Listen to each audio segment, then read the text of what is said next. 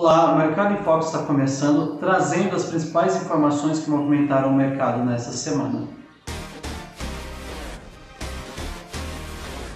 Mas antes, se você ainda não está inscrito no canal, peço que se inscreva no canal, acione o sininho e deixe o seu curtir aí no nosso vídeo. No resumo semanal dessa semana, a gente vai começar falando sobre o fechamento dos principais índices.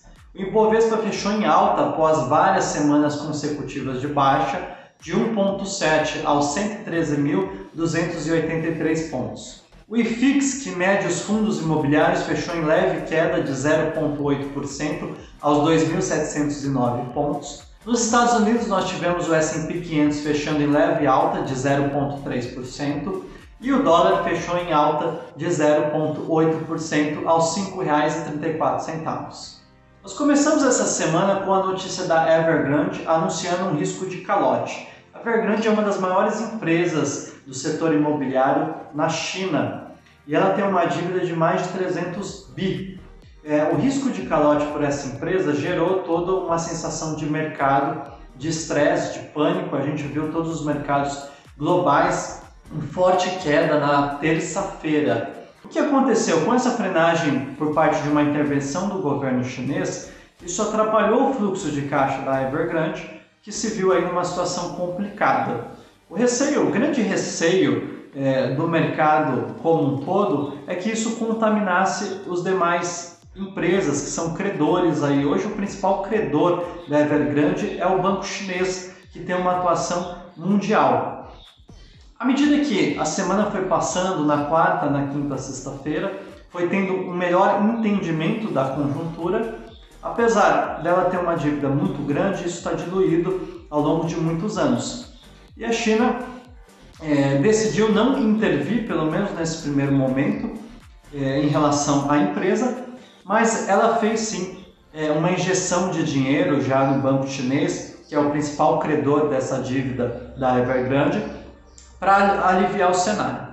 Apesar dessa dívida ser um volume muito grande, para o banco chinês, que é o principal credor da dívida, isso representa um volume muito pequeno, de 1%. Então, a expectativa de mercado é que, por mais que a Evergrande venha a gerar algum tipo de calote, ela não é uma empresa tão difundida no mercado de capitais, então as suas dívidas estão concentradas mais em algumas instituições financeiras e alguns fundos de investimento específicos. Então isso não deve gerar um efeito bola de neve ou gerar um efeito de crise financeira maior que vá afetar todos os mercados. Com esse entendimento, os mercados se recuperaram na quarta, quinta-feira, sexta-feira e se acomodaram em uma condição mais confortável no final da semana. Além disso, nessa semana nós tivemos aqui no Brasil a divulgação da taxa básica de juros, que saiu dos atuais 5,25% para 6,25%. A taxa básica de juros é a principal taxa que baliza tanto o retorno das aplicações financeiras, como também o custo de crédito no país. Então, à medida que a inflação vem subindo, e a gente vem acompanhando aí uma inflação muito alta nos últimos meses, o Banco Central ele vai subindo essa taxa para fazer com que o crédito fique mais caro e as pessoas consumam e gastem e se endividem menos com a intenção de reduzir a inflação. Além desse dado, nós tivemos também a prévia da inflação, que é o IPCA 15, que veio acima da expectativa de mercado. O mercado esperava 1,02, veio 1,14%. Isso, no acumulado dos últimos 12 meses, já ultrapassa os 10% ao ano. Então, o que nós podemos esperar para as próximas semanas? A gente precisa continuar acompanhando o comportamento da inflação e da taxa básica de juros. A gente ainda tem uma inflação muito pressionada em relação ao risco da crise hídrica, em relação ao preço dos alimentos e também ao preço do combustível e do gás. A taxa Selic, a gente já tem uma expectativa de taxa Selic de 8,25% até o final do ano. Nós vamos continuar acompanhando na agenda política a tramitação da PEC dos precatórios, a reforma administrativa e a reforma tributária. E um outro ponto que a gente precisa continuar acompanhando no cenário internacional é essa mudança gradativa do mercado americano de retirada dos estímulos. Já tem-se uma expectativa que essa retirada vai acontecer, só não se sabe ainda exatamente quando. À medida que o mercado americano começar a retirar estímulos, né, diminuir a compra de ativos financeiros, isso tende a gerar algum estresse na bolsa americana, no S&P 500, por exemplo. Além disso, a gente também precisa acompanhar o mercado chinês. Com essa regulamentação por parte da China, intervindo sobre o crescimento econômico e fazendo com que a gente viu aí nas últimas semanas os preços das principais commodities caindo, entre elas o minério de ferro, que afeta bastante a nossa empresa, a Vale, aqui no Brasil. A gente tem outras commodities também que vem caindo por parte de intervenção da China. A China é um dos maiores consumidores de commodities brasileiro e também de alimentos, tá? Então, essa intervenção por parte do mercado chinês afeta diretamente o nosso mercado de commodities aqui no Brasil.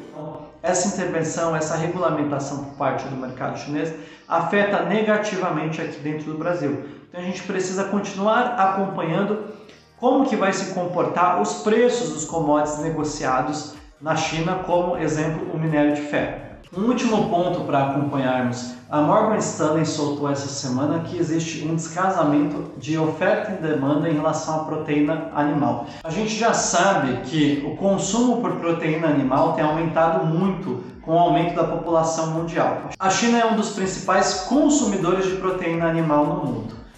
O que a Morgan Stanley comentou nessa nota que ela publicou essa semana? Ela comentou que a gente está tendo aí um declínio em relação à produção de proteína animal, principalmente de gado aqui no Brasil e na Austrália, e também uma oferta menor por parte dos Estados Unidos nesse sentido. E que pode haver para os próximos anos aí uma escassez em relação à proteína animal. E se isso se confirmar, a gente pode ter uma inflação mais forte ainda para os próximos meses e para os próximos anos, em relação ao preço da proteína animal aqui no Brasil. Então a gente precisa continuar acompanhando, porque se a gente tem uma demanda cada vez mais forte do mercado internacional em relação à proteína animal, isso faz com que o preço da proteína aqui no Brasil suba e pressione ainda mais a nossa inflação. O Mercado em Foco dessa semana fica por aqui. Obrigado e até a próxima semana. Não se esqueça, todo sábado a gente divulga o nosso resumo semanal, trazendo as principais informações da semana e o que esperar para as próximas semanas.